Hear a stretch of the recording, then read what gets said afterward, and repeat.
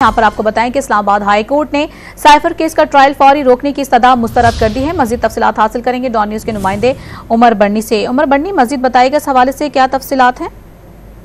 जी बिल्कुल, आज Islamabad high court के जस्टिस मियां गुल हसन औरंगजेब की जानिब से जेल ट्रायल के लिए कानूनी प्रोसेस पूरा न होने के खिलाफ दरख्वास्त पर समाअत की। दौरान समाअत बानिया पीटीआई के वकील सिकंदर जुल्करनैन सलीम अदालत में पेश हुए और उनकी जानिब से कहा गया कि 4 दिसंबर के ट्रायल कोर्ट के ऑर्डर को चैलेंज किया गया है। जस्टिस मियां गुल हसन औरंगजेब ने रिमार्क्स दिए कि मुझे कुछ समझ नहीं आ रही, ये ऑर्डर में क्या कह रहे हैं, वफाकी हुकूमत का जेल ट्रायल का नोटिफिकेशन किधर है। वकील की जानिब से कहा गया कि मुझे नहीं पता, जिस पर जस्टिस मियां गुल हसन औरंगजेब ने कहा कि आपको क्यों नहीं पता कि जेल ट्रायल हो रहा है। ये हुकूमत का काम है, जज का नहीं कि वो कोर्ट के लिए जगह का इंतखाब करे। जस्टिस मियां गुल हसन औरंगजेब ने कहा कि ये जज का ही इख्तियार है, जज ट्रायल के लिए जेल का इंतखाब कर सकता है मगर वो ओपन कोर्ट होनी चाहिए।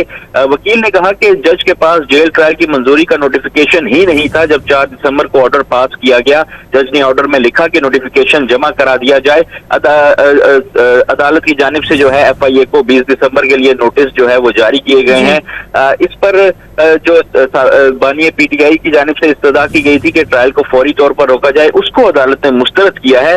उस पर अदालत की जानिब से कहा गया है कि एफआईए की रिपोर्ट आ जाए, फिर देखते हैं कि इसका क्या करना है। अदालत ने साइफर ट्रायल फौरी रोकने की इस्तदा मुस्तरद कर दी और हुक्म इम्तना की दरख्वास्त पर 20 दिसंबर तक के लिए नोटिस जारी कर दिए। 20 दिसंबर को जवाब तलब किया गया है। जी बहुत शुक्रिया उमर, आपने तफसीलात से आगाह किया।